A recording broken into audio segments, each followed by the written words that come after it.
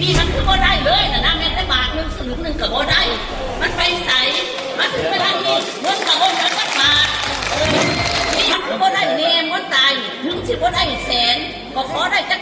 50,000 60,000ก็ยังดีมันไปใส่เบิดฉันอยากพูดตรงนี้ฉันจะพูดตรงนี้ว่ากรรมการบริหารแบบใดถ้าเป็นตัวฉันน่ะฉันคิดว่ามันจะได้อยู่นะถึงสิบ่ได้แสนกับ50,000ต้องได้นี่มองฉันของใจนี่แหละทางมันต้องเป็นทางด้วยพวกอารมณ์เรื่องทางอารมณ์อยู่เพราะว่าแต่ละคน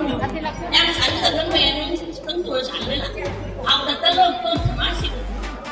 เริ่มต้นเป็นมาแล้วมันเป็นจังไหนมาจังไหนมีอธิบายตรงนี้ให้ฟังแน่แต่เขาก็ใจมันกระจายดังฉันที่ผมไปขาดได้เรื่องมันคือว่าได้เน่ผู้ตายไปน่ะคือว่าได้เน่แต่2-3 หมื่น4-5 หมื่นก็ยังดีแต่ว่านี่ว่าได้แต่บาทเลยมันไปใส่อธิบายแต่คำตรงนี้ที่ของใจหนักแค่นี้แหละค่ะแค่นี้ละเอาพี่วางไหนครับบอกใครบอกไม่เป็นใครบอกเดี๋ยวไม่เสียอธิบายในคนตัวสอง